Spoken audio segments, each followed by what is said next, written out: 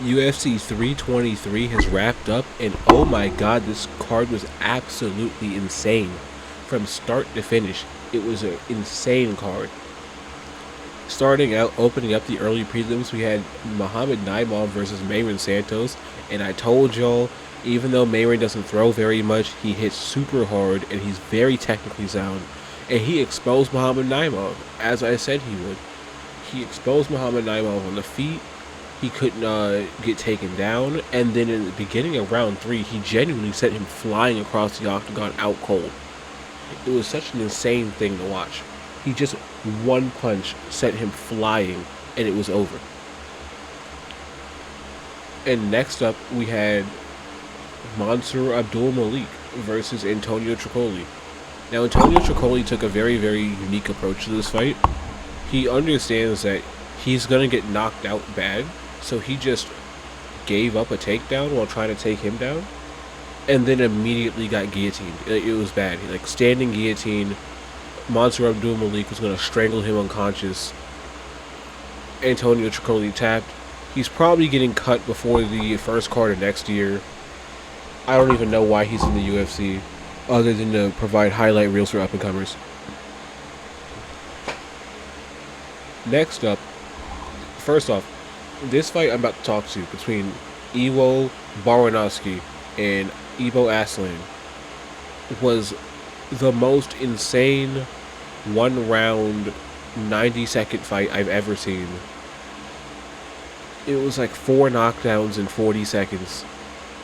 They were rocking each other back and forth. It was literally the meme of the Lego version of the Hulk and the Thing just standing in front of each other, punching each other. It was insane to watch. The fight starts. They stop throwing jabs. They go to the clinch and just start trading power shots. Ibo Aslan goes down. He gets back up. He face plants Iwo Baranowski. Face plants him.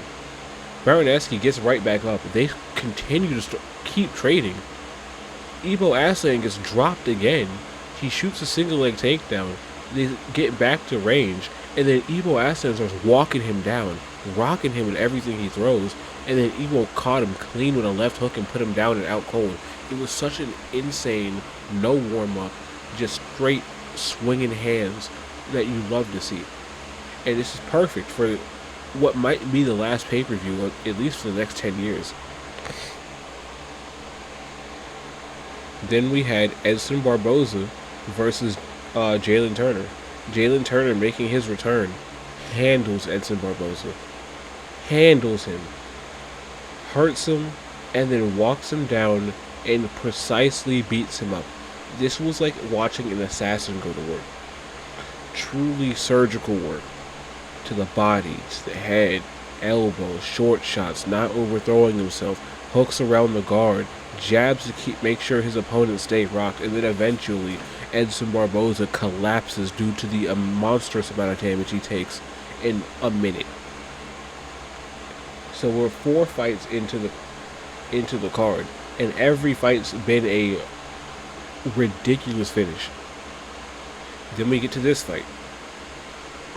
Bruno Ferreira versus Marvin Vettori. Israel Adesanya's legacy is overrated as fuck. How could you not? Bruno Ferreira unironically looked better than Israel Adesanya on the feet against Marvin Vettori. Because even though Israel Adesanya is a better striker, Bruno Ferreira was rocking Marvin Vettori every few seconds. Overhand right, right hook, left hook, just lunging into these shots, landing them clean.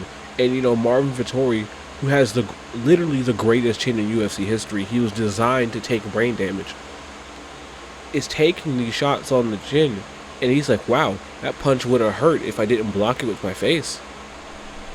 And that's what the fight was for 15 minutes, was Marvin Vettori just getting beat up, absolutely beat up, walked down and beat up, and there was nothing that can really be done about it. It was an insane fight to watch for 15 minutes because Bruno Ferreira went to knock Marvin Vettori's head off his shoulders, and Marvin Vettori just took it. But then Marvin wasn't really throwing back with any consequence to Bruno, so Bruno got away with it. Got away with overextending. and legitimately having more success on the feet against Marvin Vettori than one of the greatest champions we've seen of this generation. Truly insane. But next up, opening up the prelims properly, we had Nazim Sadykhov versus Fares Ziam. Y'all can't see it, but I just took off my glasses and slammed them shits like it was tenderism. Fares Ziam is such a problem at 155 pounds. It makes no sense how good this dude is. He's tall, he's wiry, he's lanky, but he's incredibly strong and hits incredibly hard. There was a moment in this fight where he did something that I've only seen done in like movies where like the bully is bullying the main character. He grabbed him by one leg, he yanked him away from the fence, kicked his other knee backwards, and then dragged him to the ground. It was a brutal fight where he beat the fuck out of Nazim Sadykhov. And then he finished it with a double elbow combo on the fence. They were trying to let the fight continue to go, but Nazim Sadykhov legitimately could not get up. He was in a face planted into the canvas. He could not get up. It was a brutal fight. Brutal fight. One-way traffic. Nazim couldn't do anything. He likes to throw these fancy kicks. Fares Ziam kicked his legs out from underneath him before that could even happen. It was not a good day to be a Nazim Sadykhov fan, but a great day to be a Fares Ziam fan. Next up, we have Maycee Barber versus Karine Silva. I wasn't familiar with your game. I'm kidding. I was familiar with your game. You did not surprise me. Karine Silva might be a kind of stupid. I'm going to say it for real. She just throws away good positions, trying to go for submissions that she doesn't even have anywhere near locked in because she hasn't understood that she's facing a much higher level of competition and she can't just easily strangle bitches with her legs. It takes a little bit more setup. She almost had a few submissions, but at the end of the day, she was giving up really good positions to Maycee Barber, who is very, very strong for the weight class and has really good ground and pound. And because of that, the strength and the ground and pound, Maycee Barber wins like every round, almost every round. Very, very close fight. And also, Karine Silva should have had a point deducted. You are not allowed to kick your opponent when they're on the ground.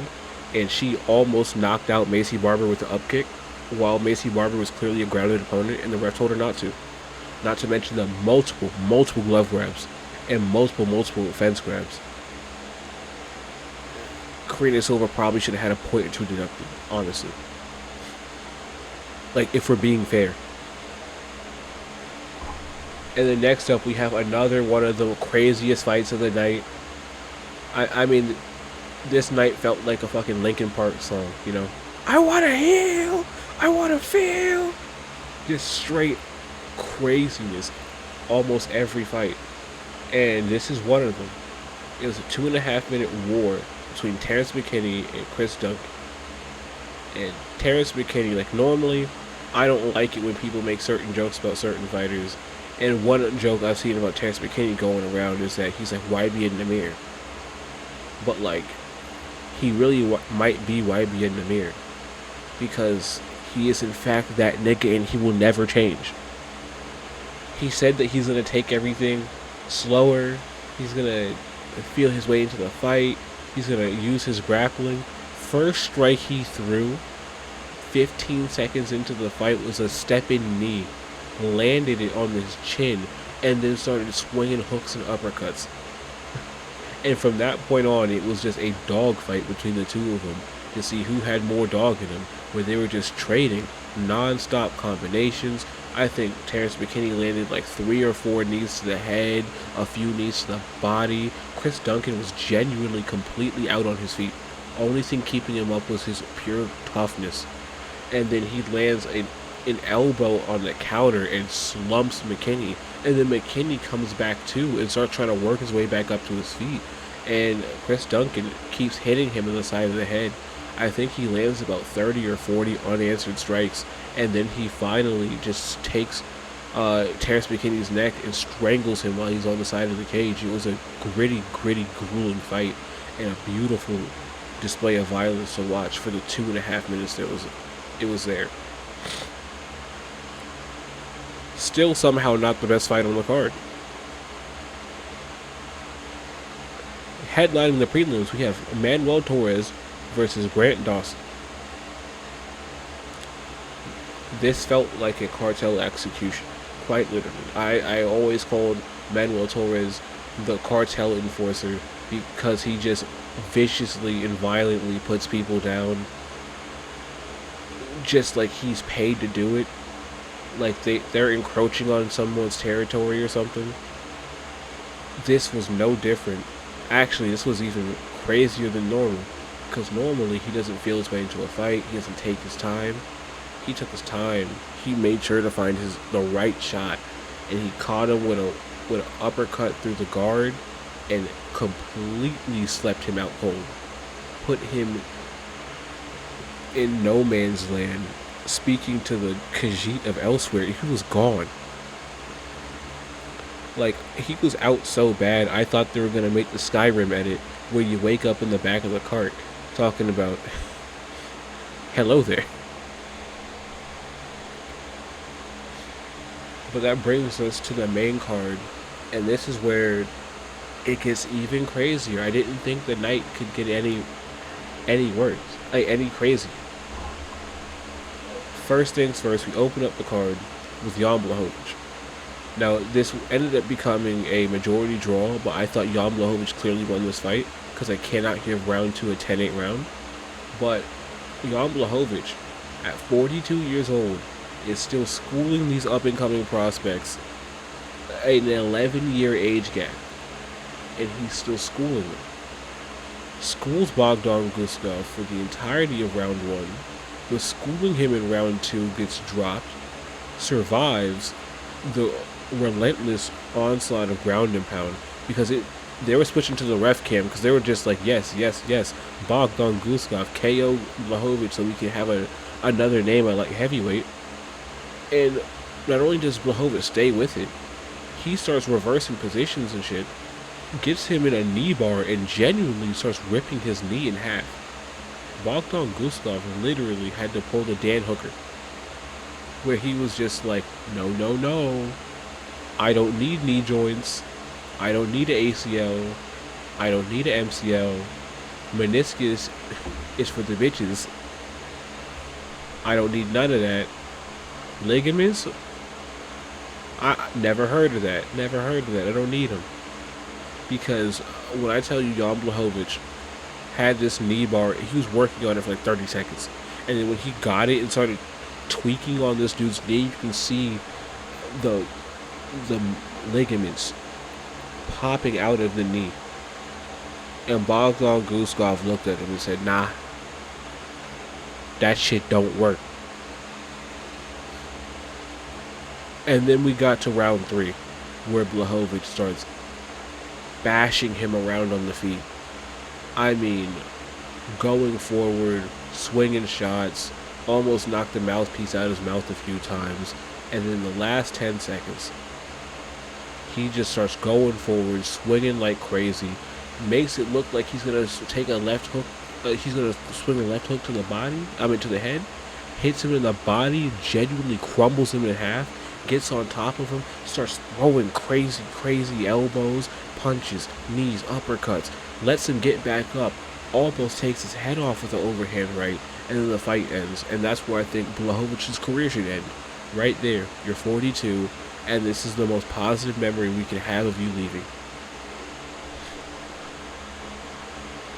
And then next up, we have Peyton Talbot versus Henry Cejudo. Oh my god, did Peyton Talbot absolutely turn this fight with Henry Cejudo into another insane war. It was, in 15 minutes, he threw 240 significant strikes. Henry Cejudo threw 136 significant strikes. They were throwing with heat, trying to take each other's heads off from the get-go. Henry Cejudo was trying to kill this man. Peyton Talbot was trying to murder him. They were going back and forth. It was insane. Henry Cejudo got dropped and rocked, which was crazy because no one drops Henry Cejudo. He's known for his toughness. Henry Cejudo rocked Talbot a couple times, legitimately walked him into some of the biggest strikes I've ever seen, and Talbot just took it. Talbot was out wrestling Henry Cejudo for most of it, which was crazy because Henry Cejudo won a gold medal in the Olympics, and it's a huge part of his personality. And Henry Cejudo was not able to really get too many takedowns and do much with them. But my God, was he able to hang in there and swing for the fences and show all the heart of a champion that we love to see. It was beautiful. Even though Henry Cejudo lost every round, he did so much and kept it so competitive that I was at Dave and Buster's watching this. There was a couple that wasn't too far away from us who didn't know who won at the end of the fight. They thought Henry might have done enough to win the fight because he had put so much out there, because there was so much out there, and he had left so much of himself in the octagon. I'm glad he retired right there in the octagon. They gave him his retirement package. It was beautiful. I almost cried because the sport is so much fun with Henry Cejudo in it, but you have to understand he's way past his prime. He's too old for this shit. There was a few times in that fight where I was like, damn, Henry Cejudo like 4 years ago would have been able to do more in this position. And that's just Father Time catching up to all of us. Catches up to all of us. Next up, we had Brandon Moreno versus Tetsuro Taira. Yeah, no, it's not a joke anymore. Tetsuro Taira is racist and he actually fucking hates Mexicans. I'm calling him the Mexican murderer at this point, because Brandon Moreno is like the final boss of Mexican MMA fighters.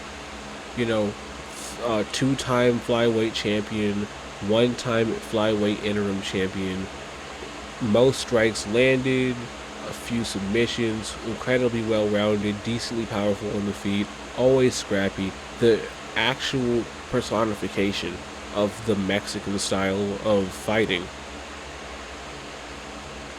And Tetsuro Taira handled him.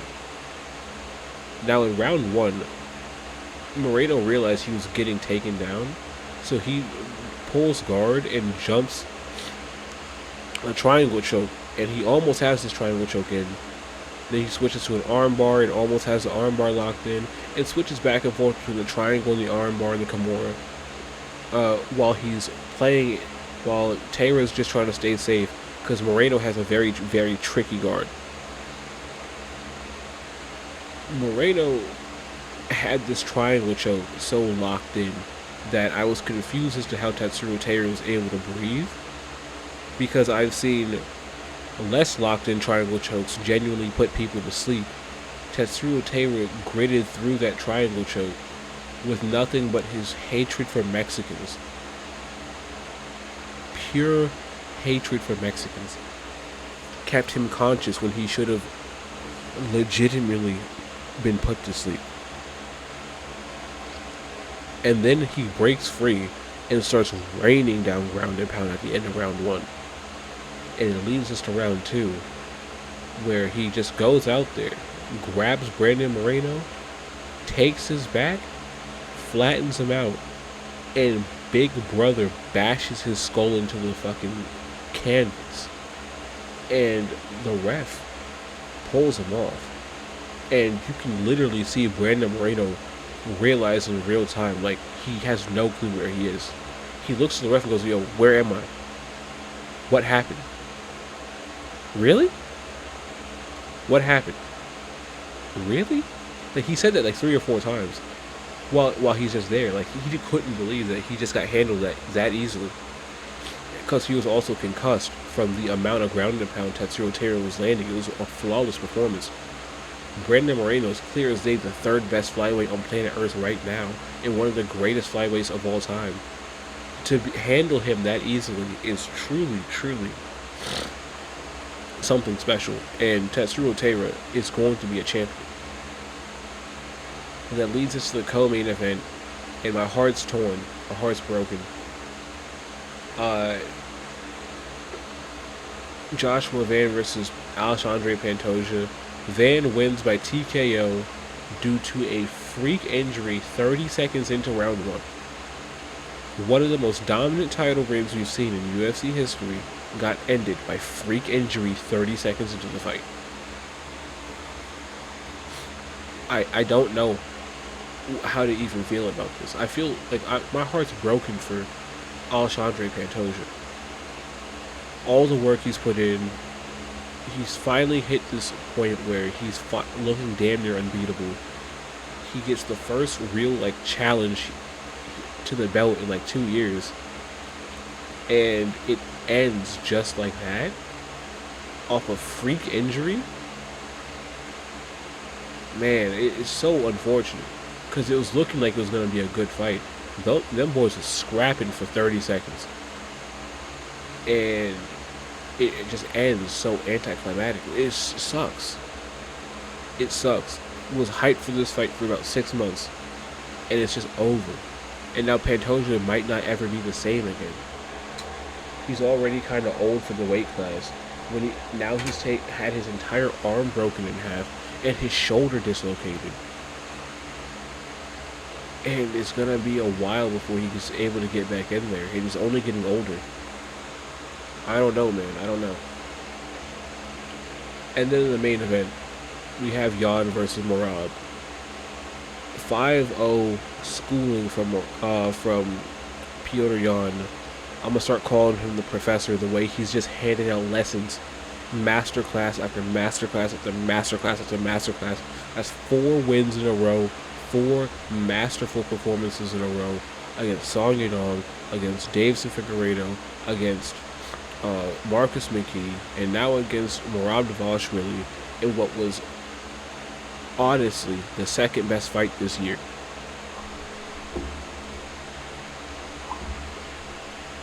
Merab Dvalishvili's output makes genuinely no sense. Shut the fuck up, Joe Rogan. Shut up, Joe Rogan. Joe Rogan got in there and said, yeah, man, it was the fact that you fought 4 times this year is why you didn't win the fight. No, he got out-techniqued in school. He put up a generational performance. I'm going to read you the official stats. Merab threw 458 total strikes. 383 significant strikes. That means out of the total strikes he threw, 383, almost 400 of the strikes he threw were power shots. And he shot 29 takedowns. I don't think people understand how crazy shooting 29 takedowns in a 5-round fight is. Before Merab shattered the record and set it at 49, it was 33 set by Cain Velasquez. This is a top 3 all-time pace we've ever seen. And he got schooled because he was whiffing at air and could not get takedowns. He shot 30 times, he only got 2 of them. Jan shot 9 times and got 5 of them.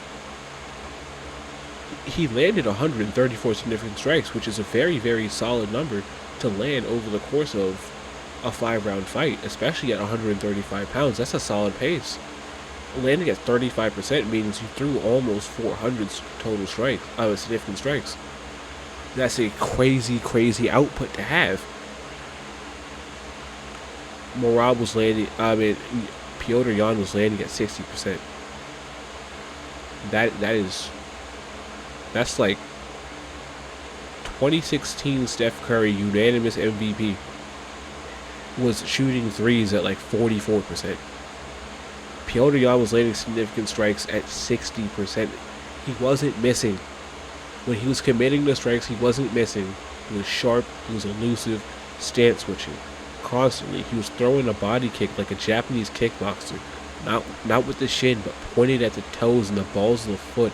He folded Merab in half 3 times on 3 separate occasions to body kicks and almost took his head off with 3 huge punches that he landed in different rounds, and then he basically knocked him out with a slam when he picked him up and slammed him on his face. Merab genuinely went out cold and woke back up and continued to fight. This is an insane pace to even comprehend. I don't understand how Jan not only dealt with it, but was able to school him every round despite Merab's non-stop aggression, non-stop output.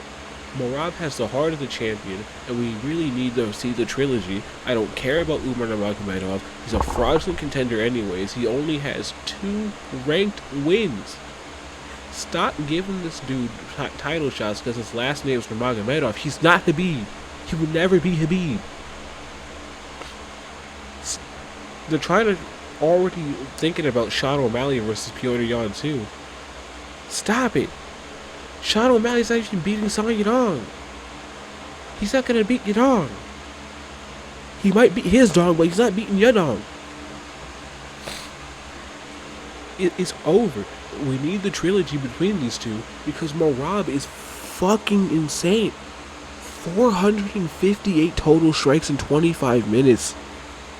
While getting pieced up, while getting your nose broken, while getting your eyes swole shut, while getting folded in half with body kicks, while getting just destroyed, you're still throwing that much. While shooting 30 takedowns is impossible to comprehend. I see people shoot 7 takedowns and they can't go any further. You shoot 10 takedowns, that's a great pace. You shoot 15 takedowns, that's really good. You shoot 20 takedowns, we're talking about your gas tank in all-time discussions like your Aljamain Sterling. 30? 30? On top of all the strikes in 30? That's so crazy to even comprehend. Like, there's a reason why the record that held strong for a decade was 33. Because shooting takedowns is incredibly tiring, and you have to be a cardio monster like Cardio Cain Velasquez, the cardio king of heavyweight, was. Merab Dvalishvili will do what he does casually while throwing way more punches. It makes no fucking sense. He got the shit kicked out of him his entire fight and still threw that much. I cannot comprehend how many punches and kicks and everything he threw was hard with the intent to harm his opponent. And he was whiffing a lot of the strikes. I mean, he was landing significant strikes at a 35% clip, total strikes at a 42% clip, meaning over half of what he threw wasn't landing. It's just he was fighting a guy who could do maybe 60% of that pace, 65% of that pace, with a much, much higher accuracy, and that's why he got schooled. But God, I can't even fathom it. Like, people are talking about Merab like he's still not the greatest bantamweight of all time and one of the craziest athletes we've ever seen. Literally only Petr Yan could have beat him on that night. Umar Nurmagomedov would quit under that kind of pressure. We've seen Sean O'Malley under that kind of pressure. He gets ran through like he's on blacked. It's bad. It's like he's on Bang Bros. He gets ran through so badly. It's bad. You watch Corey Sandhagen do this. It was like he was on the mystery bus. He was getting fucked. It was not good. But Jan can handle this because he's so technically good. When we talk about Jan versus Merab, because now they're 1-1, and we can do the trilogy because the first fight was one-sided and the second fight was one-sided, but they're still great fights. You're talking about a supreme athleticism and toughness versus supreme technique, and tonight supreme technique won out. But god damn, was it an insane fight, an insane war. Top 2 fights this year, and it's just one of those fights that makes you want to put on that Linkin Park shit, bruh. Don't forget to like and subscribe. I'll catch y'all later.